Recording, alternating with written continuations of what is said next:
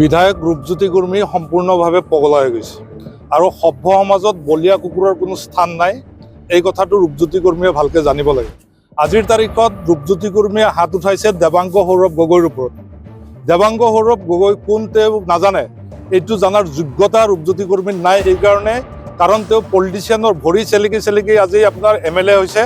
তেওঁ দেৱাংগ সৌৰভ গগৈ কোন সেইটো নাজানাৰে কথা। কাৰণ তেওঁ মাকৰ জহত MLA নোহোৱা হ'লে আজি চিনেমা হলত ব্লেকাৰ হ'লহেঁতেন, নাইবা আপোনাৰ পকেট মাৰতকৈ বেছি যোগ্যতা তেওঁৰ আন একো নাই। আজিৰ তাৰিখত দেৱাংগ সৌৰভ গগৈ এজন উচ্চ শিক্ষিত ল'ৰা।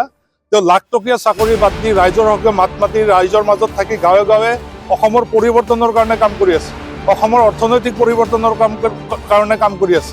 এনেকুৱা একজন ল'ৰাক, নিৰীহ ল'ৰা একজনক ৰূপজ্যোতি কুৰ্মীৰ গুণ্ডা বাহিনীয়ে যি আক্ৰমণ কৰিছে, ইয়াক সোধাই এৰা নহ'ব। আজিৰ তাৰিখত আমি পুলিচৰ থানাত কেছ দিছোঁ।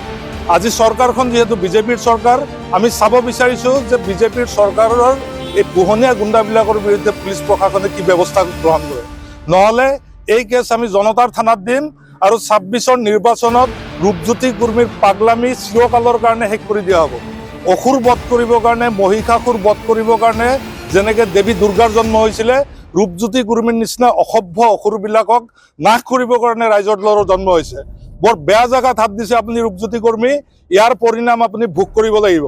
সমাজৰ পৰা বলিয়া কুকুৰ যেনেকৈ বলিয়া হ'লে সমাজৰ পৰা তাক বিদায় দি দিয়া হয়, আপোনাক 26ৰ নিৰ্বাচনত ৰাইজে বলিয়া কুকুৰৰ নিচিনা বেয়াকৈ মৰিয়নি সমষ্টিৰ পৰা বিদায় দিব। আপুনি চাওঁ, দেৱাংগ সৌৰভ গগৈৰ গাত হাত তোলা নাই, অসমৰ প্ৰত্যেকজন স্বাভিমানী অসমীয়াৰ গাত হাত তুলিছে। ইয়াৰ উত্তৰ আপুনি অসমীয়া জাতিক দিব লাগিব, এই কথা আপুনি মনত ৰাখিব। উদ্যোগত ৰূপজ্যোতি কুৰ্মী ডাঙৰীয়া বিধায়কৰ উদ্যোগত কেইবাখনো সভা অনুষ্ঠিত হৈছিলে। কাৱৈমাৰীটো হৈছিলে যোৱা কিছুদিন আগতে, 31 তাৰিখে, হয়তো 31 ডিচেম্বৰ নেকি, কাৱৈমাৰীটো হৈছিলে আৰু চিন্তামণিগড়তো হৈছিলে। চিন্তামণিগড়ৰ সভাত আমি প্ৰশ্ন কৰিছিলোঁ যে আপোনালোকে মানে DPRখন নিদিয়াকৈ কেনেকৈ কামখন আগুৱাই লৈছে। তেওঁলোকে এখন কাগজ দিছিলে আমাক, দুখন নে 3খন পেজৰ এখন কাগজ দিছিলে চাৰ্কুল অফিচৰ পৰা। তাত লিখা আছিল যে ইমান কোটি টকাৰ প্ৰজেক্ট, ইমান কোটি টকাৰ প্ৰজেক্ট এইটো হ'ব। কিন্তু যেতিয়া আমি প্ৰশ্ন কৰিলোঁ যে DPR কেনেকুৱা হ'ব, DPRটো ডিটেইল প্ৰজেক্ট ৰিপৰ্টটো আপোনালোকৰ হাতত আছেনে নাই, এইটো বিষয়ে যেতিয়া কৰোঁ, তেওঁলোকে কয় ডিটেইল প্ৰজেক্ট ৰিপৰ্টটো গুৱাহাটীত আছে আৰু আহি পোৱা নাই। গুৱাহাটীত থকা বস্তু এটা লৈ পেলাই তেওঁলোকে কিন্তু কোটি টকাৰ বাজেটটো দিব পাৰিলে। তেওঁলোকে কয় যে কিমান বিঘা কৰিব, কিমান বিঘা খান্দিব বা কিমান দকে খান্দিব, সেই একো কথা তেওঁলোকৰ হাতত ক'ব নোৱাৰিলে। গতিকে ৰাইজ সদায় মানে ৰাইজৰ যেতিয়া প্ৰশ্ন উপৰ্যুপৰি ৰাইজে প্ৰশ্ন কৰিলে, বিধায়ক মহোদয়ে বিৰাট খঙত কৈ দিলে যে পুখুৰী খান্দিমেই, মই আকৌ এবাৰ MLA হৈ আছোঁ, পুখুৰী খান্দিমেই। সেই ভিডিঅ'টো হয়তো আপোনালোকে পাইছে, সংবাদ মাধ্যমে ইতিমধ্যে প্ৰচাৰ হৈছে, সেই ভিডিঅ'টো পাইছে। তেওঁ কৈ দিলে খান্দিমেই। তেতিয়া ৰাইজে এইটো প্ৰতিবাদ কৰিলে। ৰাইজে বিচাৰিলে যে এইটো কেনেকৈ হ'ব, এই বস্তুটো আগবঢ়াব নোৱাৰে। আৰু আমিও প্ৰশ্ন কৰিছিলোঁ যে ইমান কোটি টকা যদি আপোনালোকে বাজেটটো দিব পাৰে, ইয়াৰ বিঘা কিমান বিঘাত খান্দিব, একজেক্টলি কিমান বিঘাত খান্দিব বা কিমান দকে খান্দিব, সেইটো কিয় ক'ব নোৱাৰে।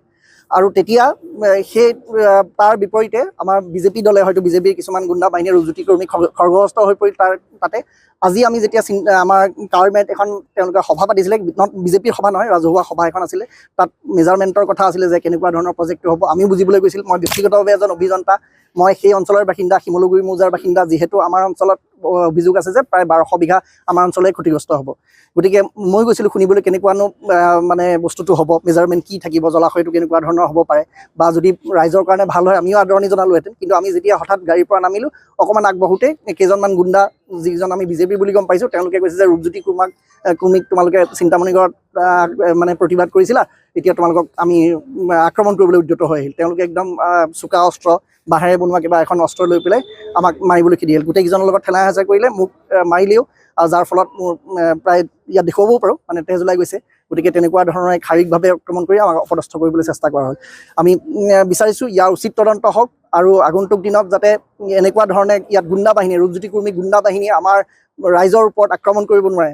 ৰাইজে বিচাৰিছে যে ইয়াৰ উচিতভাৱে এইটো চৰকাৰে দিয়ক, DPRটো দিয়ক, উচিত বিচাৰ হওক, কেনেধৰণে কামটো হওক তাৰ বৰ্ণনা বিচাৰিছে। কিন্তু তাৰ সলনি জোৰ জবস্তি যদি চৰকাৰে আমাৰ ওপৰত জাপি দিবলৈ বিচাৰে, 1700 বিঘাত বাতিয়ে হওক বা যিমানেই হওক, চৰকাৰী যদি কুৰেখাব পৰে আমাক জনাব লাগিব ডিটেইল প্ৰজেক্ট ৰিপৰ্টটো কি।